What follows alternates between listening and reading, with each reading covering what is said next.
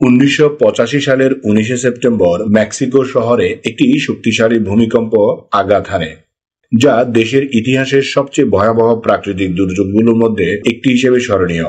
এই প্রাকৃতিক বিপর্যয়ে প্রায় 20,000-এরও বেশি মানুষ প্রাণ হারান এবং বিশাল পরিমাণের সম্পত্তির ক্ষতি ঘটে।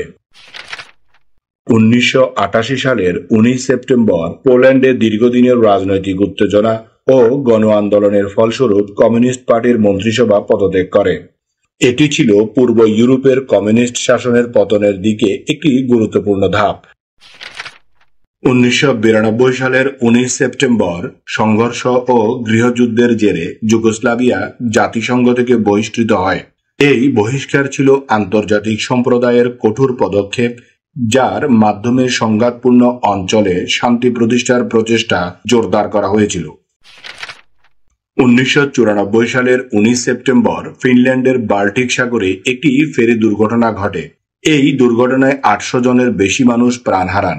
এই ভয়াবহ দুর্ঘটনাটি সমুদ্র পরিবহনের ইতিহাসে অন্যতম নির্মম ট্র্যাজেডি হিসেবে চিহ্নিত।